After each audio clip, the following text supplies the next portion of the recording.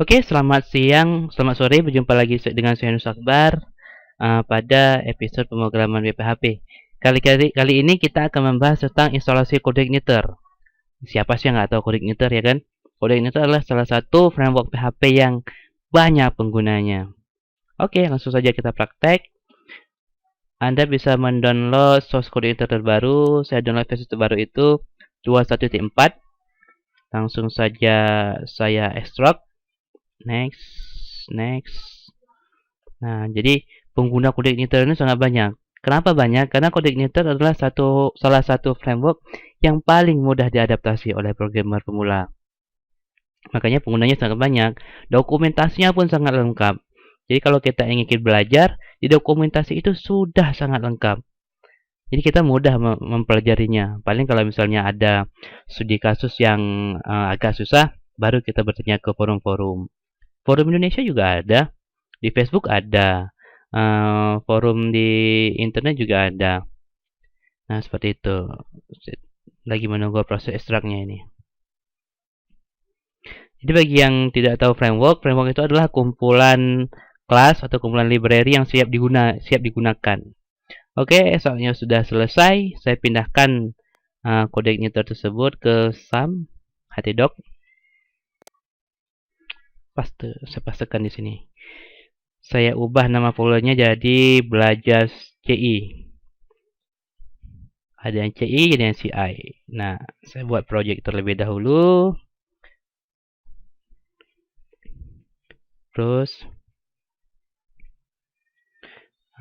belajar CI, open, finish.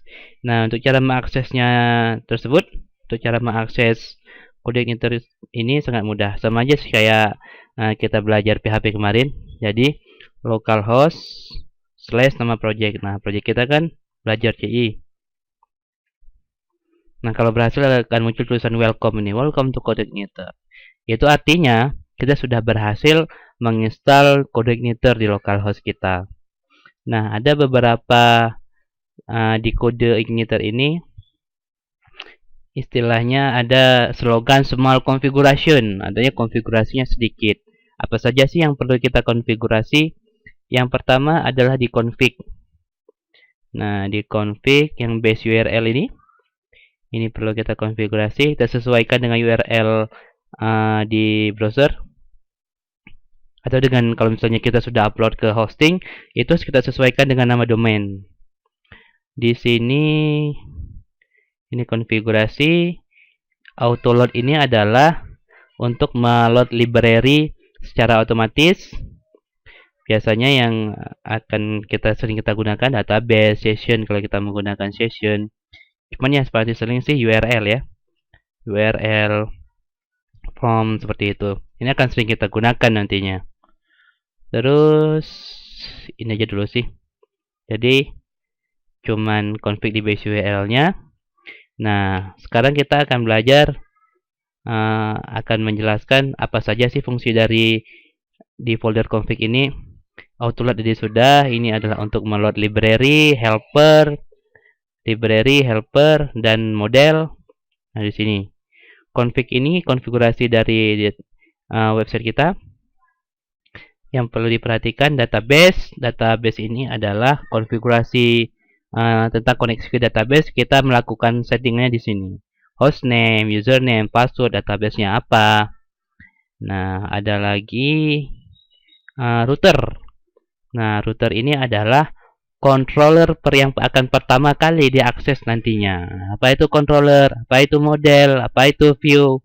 Nanti akan kita bahas pada tahap selanjutnya. Situ. Ini untuk file dan kita akan lihat bagaimana sih struktur si kode igniter tersebut. Yang perlu di sini diperhatikan adalah ada folder application. Nah, di application di sini ada beberapa folder, ada chat, menggunakan chat, ada config yang isinya sudah kita bahas tadi. Ada controller, apa itu controller nanti akan kita bahas. Ada core ini adalah engine-nya kode igniter. Ada error, di sini adalah template error yang bawaan dari kode igniter. Jadi kita misalnya ingin mengoverride controller, kita bisa modifikasi di sini. Ada helper, ada hook, ada language, ada library, nah ada logs, ada model, ada view. Nah, nanti kita akan sering bermain di view dan controller. View dan controller di sini berdua. Nah, adapun nanti kita ingin membuat, kalau misalnya kita ingin membuat function, kita akan sering bermain di helper dan library. Dan kita ingin membuat model atau koneksi atau yang berhubungan dengan database, kita mainnya di model. Nah, itu. Nah, di sini ada dokumentasinya nih.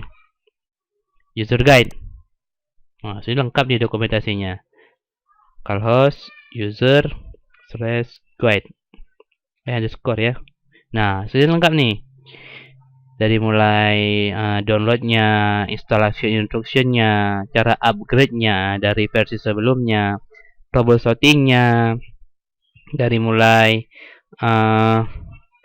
URL-nya, controller-nya. Itu jelaskan di sini. What is a controller? Cuma bahasa Inggris ya, bahasa Indonesia belum ada kebetulan.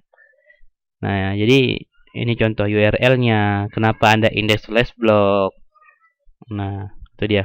Jadi lengkap sini.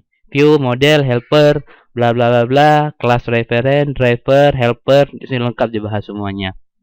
Jadi ini adalah kumpulan library yang tinggal kita gunakan saja, tinggal kita manfaatkan. Dan sudah dicoba oleh berpuluh ribuan atau jutaan developer seluruh dunia. Jadi kemampuannya sudah kita acungi jempol lah. Itu dia. Nah, timbul pertanyaan jika memang seorang developer itu baru menginjak atau baru berkenalan dengan framework. Apa sih keuntungan kita menggunakan framework? Kan seperti itu. Keuntungan kita menggunakan framework yang pertama adalah kita tidak perlu menuliskan atau membuat struktur folder dari awal. Itu yang pertama. Yang kedua adalah kita tidak perlu membuat function-function itu dari nol. Karena di sini sudah diberikan function-function yang siap digunakan. Misalnya untuk email, untuk menangani file, untuk menangani form gitu, atau cookie, captcha, itu sudah disediakan. Jadi ini benar-benar membantu kita. Kita hanya tinggal menggunakan saja tanpa perlu membuatnya dari nol. Itu yang kedua. Yang ketiga, kelebihan kita menggunakan framework adalah bahasa atau struktur coding yang akan kita gunakan itu diberikan aturan, sehingga antara programmer A dan programmer B itu mempunyai peraturan yang membuat mereka itu mempunyai kesamaan dalam style codingnya atau style mereka membuat source code-nya. Jadi bisa bekerja secara kelompok. Itu kelebihannya. Oke, saya rasa untuk perkenalan instalasi coding itu sampai di sini dulu ya. Sampai berjumpa di episode selanjutnya. Terima kasih sudah menonton.